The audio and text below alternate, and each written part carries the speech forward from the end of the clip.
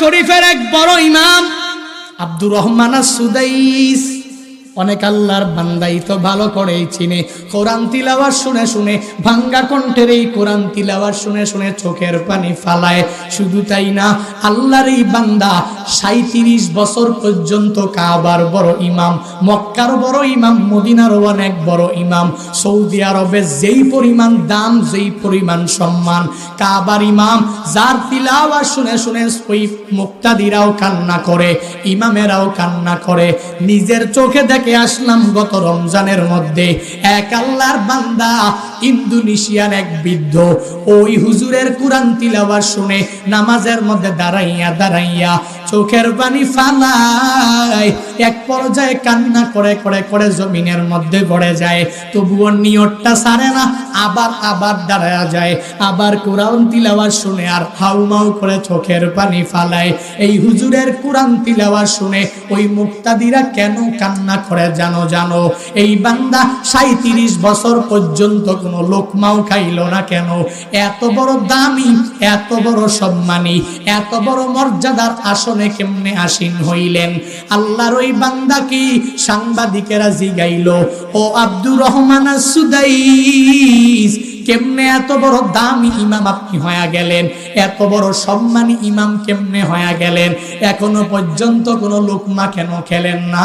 উনি বলে, আমার কামালিয়াত না, এর দোয়ার বদৌলতে আল্লাহ আমারে কাবার ইমাম বানিয়েছে।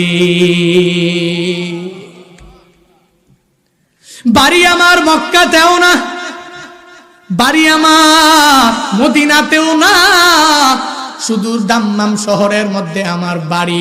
ওখান থেকে 6 বছর বয়সে মায়ের সাথে তাওয়াফ করার জন্য চলে আসলেন।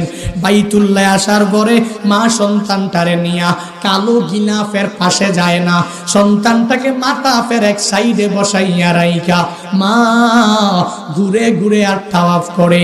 একটা চক্কর দিয়ে আয়েশা দেখে সন্তানটাকে যেই জায়গায় বসায়া রাখলো ওই জায়গায় নাই, সন্তানটা কই যেন চলে গেল। মা পাগল পাড়ার মতো সব জায়গায় খুঁজলো, পায় নাই। যে তাকায়া দেখে ওই যে কাবার কালো গিলাফের পাশে সন্তানটা ঘুরে ঘুরে ঘুরে আর তাওয়াফ করতেছে। সন্তানটার দিকে তাকায়া দেখে সন্তানটা কালো গিলাফ ঘুরে আর তাওয়াফ করে। যা জিগাইলো, হে সন্তান, তোকে আমি এখানে কেন আসলাম? তোরে মাতাফের এক সাইডের মধ্যে বসে রাখলাম। এই বড় দামি ঘর, এই ঘরের সম্মান বজায় রাখা চলতে পারবা না, এই ঘরের পবিত্রতা বজায় রেখে রেখে চলতে পারবা না।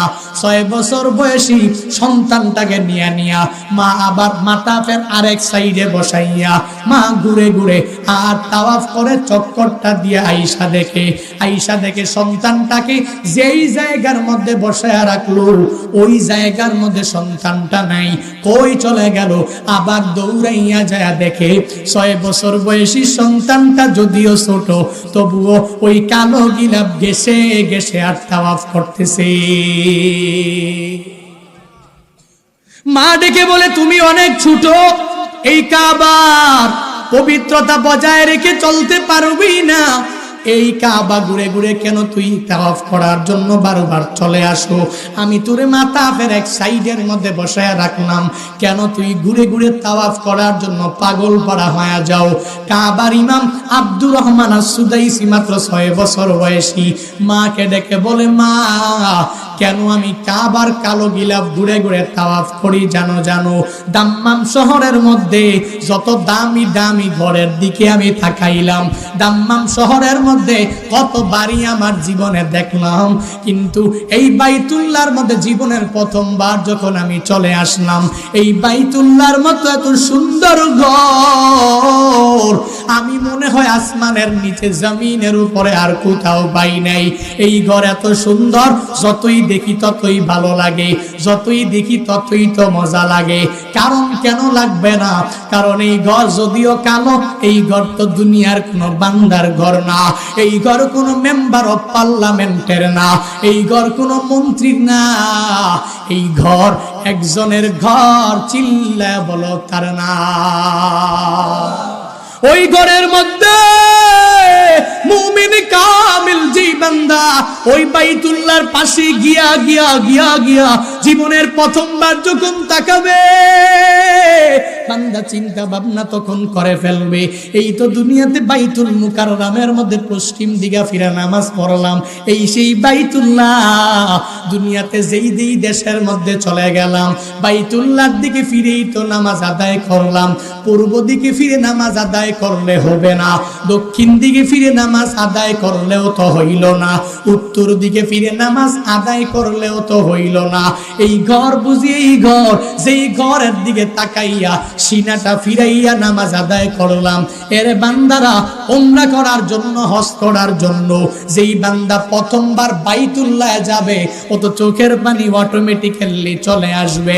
এজন্য তো বলি, ওই বাইতুল্লাহ কি সম্মান করে 6 বছর বয়সী বাচ্চাটা ডেকে বলে, ও মা, দুনিয়াতে যত ঘর আমি তাকায়া দেখলাম, কিন্তু এই ঘরের মতো দামি ঘর আমি কোথাও দেখি নাই, এই ঘরের মতো এত সুন্দর ঘর আমি দুনিয়ার কোথাও খুঁজে পাই নাই।